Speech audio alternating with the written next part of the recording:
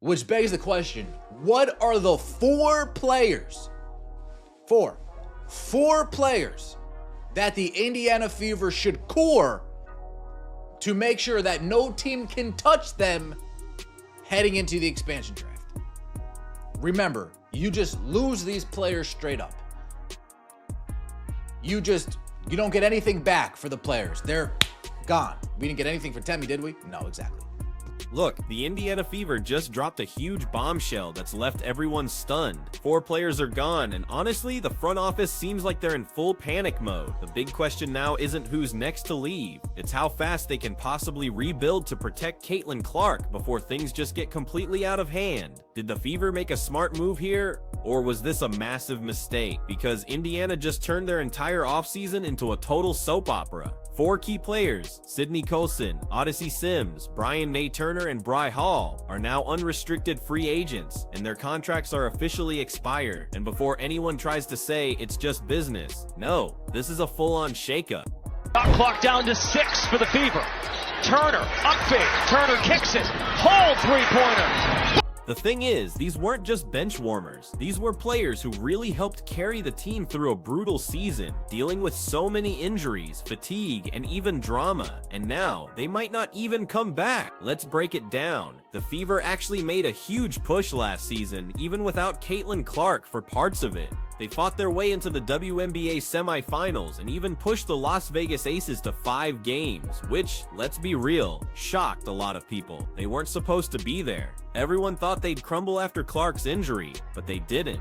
They hung in there because players like Sims and Turner truly stepped up. Now those very same players might be gone for good. Feel to be back in Las Vegas. It feels great to be back, but I'm gonna pivot to something else. Sally, is that cool? Yes. All right. On behalf of my teammates and every member of our union, I want to be clear. We remain committed to negotiating the next CBA with the league and the teams in good faith and privately. We know that our league is growing, and we believe that it's imperative that our CBA reflects the growth that we've experienced in the league, and that players should be seeing part of those earnings. And so I am excited to be back here, but unfortunately there are more pressing things going on with our league.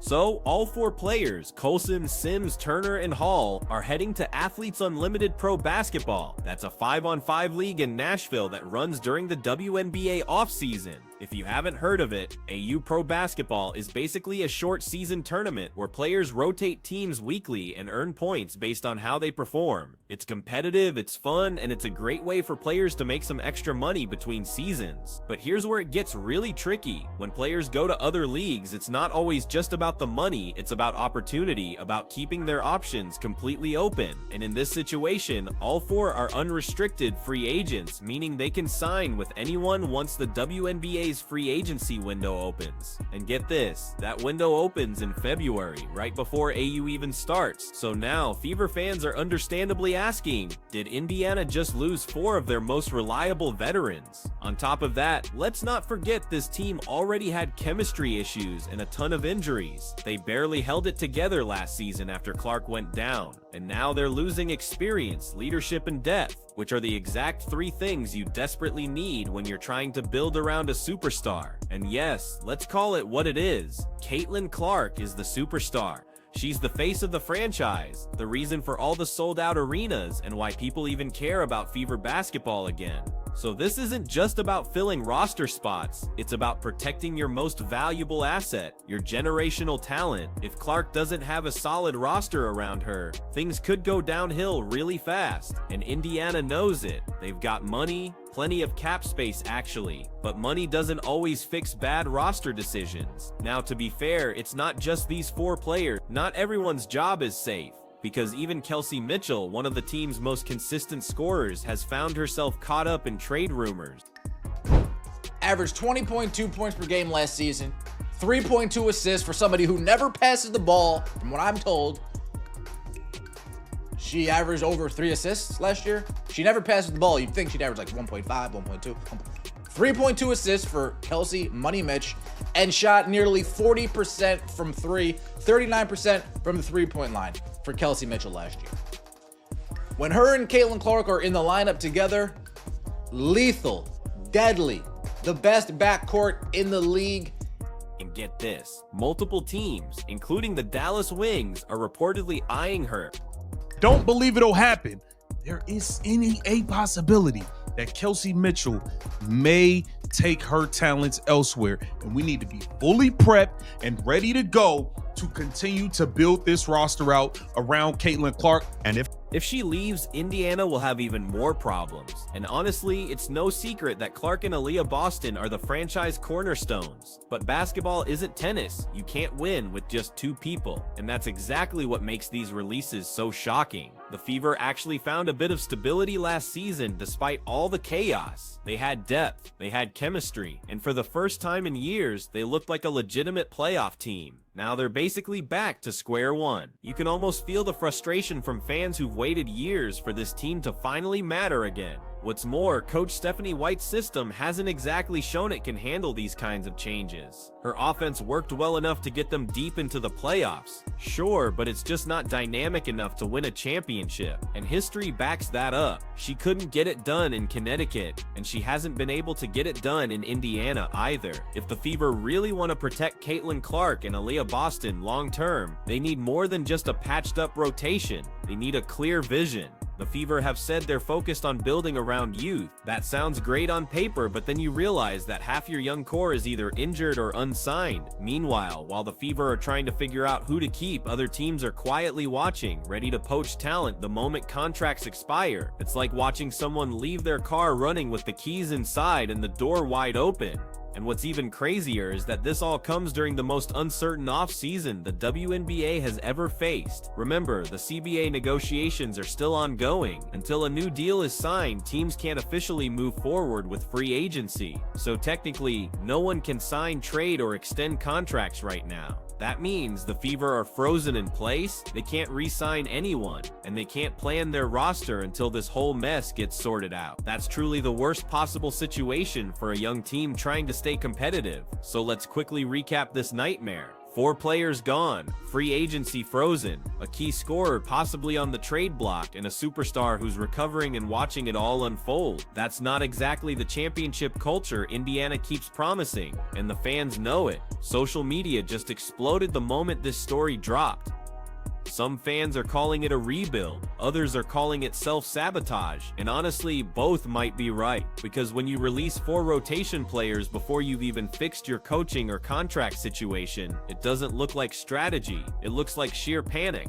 The front office keeps saying they're confident in the direction of the team, but fans have heard that before, for the last decade actually. This is supposed to be the Caitlyn Clark era, the time to build stability, not blow everything up. But if Indiana doesn't act fast, they risk wasting another season of Clark's prime years, surrounded by patchwork lineups and short-term fixes. I'm going to say it flat out, this team better make protecting Caitlyn Clark their #1 off-season priority. Not media tours, not slogans, not jersey sales, actual protection on the court. Because last season's injuries were brutal, and she took a beating every single night before she went down.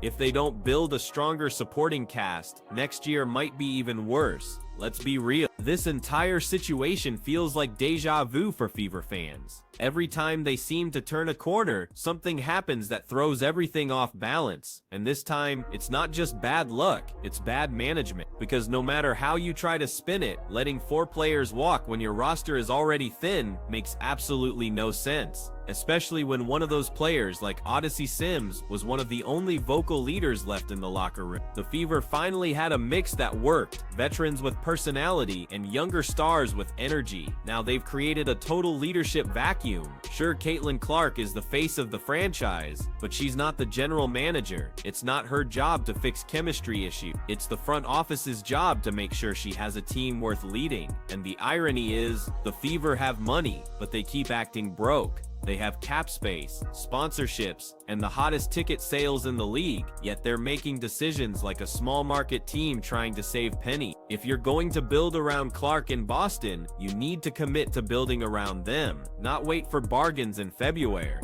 Now fans are already debating which direction the Fever are actually headed in. Some believe this is just a temporary shakeup, a way to open space for better signings or maybe even a blockbuster trade. Others think it's the start of another long rebuild that's going to completely waste Clark's early years. And here's the part that really burns. They might both be right, because Indiana doesn't seem to know which side it's on. Are they trying to build a contender now, or are they just buying time and waiting for the next draft class? If it's the first one, they're moving back. If it's the second one, they're wasting the best marketing opportunity the league has had in a decade. Let's be clear.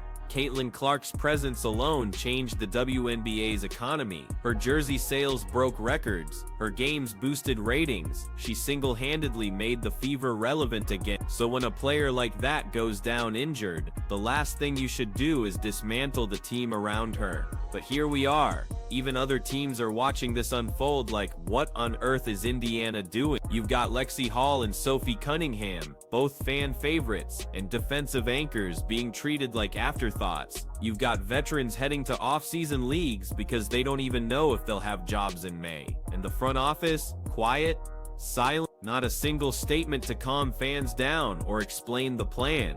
Meanwhile, Coach Stephanie White is left trying to make sense of a roster that might look completely different by training camp. Let's talk about her for a second. White's system works fine on paper, but it has limits. She can't coach a run and gun style when half her team is gone and the rest are rehabbing from injuries. If the Fever don't help her by bringing in depth and shooters, it won't matter how good Clark and Boston are. They'll just be outgunned by teams with stronger rotation. Remember, the Aces, Liberty, and Wings aren't standing still. They're stacking rosters, locking up talent, and building chemistry. Meanwhile, Indiana's over here playing musical chairs with contracts. This isn't how you win a title, this is how you completely frustrate your fan base. Now let's talk about something the front office probably doesn't want to hear, the CBA situation.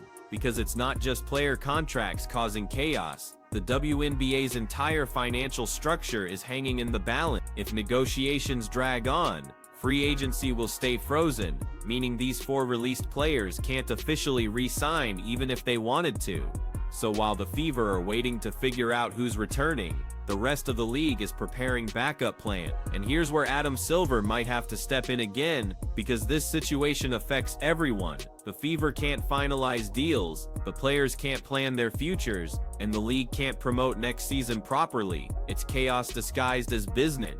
And that chaos hits the Fever harder than anyone else because their entire brand depends on momentum. That Caitlyn Clark wave that carried them through 2024, but momentum fades fast when fans see headlines like 4 Fever players gone and team in limbo ahead of free agency. The longer this drags on, the more trust they lose, not just from players but from fans, sponsors, and even media outlets that finally started taking the WNBA seriously. Let's also not ignore the bigger question here. Is the Fever front office really protecting Caitlyn Clark? Because right now, it honestly doesn't look like it. It looks like they're gambling that Clark will keep selling out arenas no matter what. But anyone who's watched sports long enough knows that doesn't last forever. Even the biggest stars can't carry losing teams for years without burning out. If Indiana doesn't surround Clark with the right teammates, she'll do what every frustrated superstar eventually does. Look for a way out. She won't say it publicly, but history shows it happens. We've seen it in the NBA, we've seen it in college, and now the WNBA might learn the same lesson the hard way. The front office needs to realize that loyalty isn't automatic. It's earned with effort, direction, and consistency. And fans are seeing the cracks. Comments online are brutal right now. Fans are saying things like, "Here we go again," and "protect Caitlyn at all costs or lose her." You'd think the team would learn from the backlash that hit earlier in the year when Clark took criticism from within the league and the Fever barely defended her. Instead, they've doubled down on silence, and that silence is louder than any press release. Let's be honest, the Fever's success isn't complicated. You don't need analytics or PR campaigns. You just need to keep your core together, keep Clark healthy, and add smart pieces around her. That's it. That's the formula. Yet somehow, Indiana keeps trying to reinvent the wheel. They've got Boston, a dominant big who can anchor the paint for the next decade. They've got Clark, an elite scorer, passer, and leader. They've got a fan base that finally cares, and they're still overthinking it. Instead of adding shooters or defensive wings, they're cutting the players who actually kept them afloat. This isn't chess, it's checkers played blindfolded. And unless something changes fast, Indiana risks wasting all the progress they made last season. So what's next? Well, free agency officially opens in early February if the CBA doesn't delay it again. Until then, Fever fans are left waiting and hoping the front office actually knows what it's doing. Because one thing's clear, the Caitlyn Clark effect can't save this team forever. At some point, results have to match the hype, and if this offseason is any indication, the Fever better get serious, or they'll go from a team on the rise to a team that completely blew it faster than anyone expected.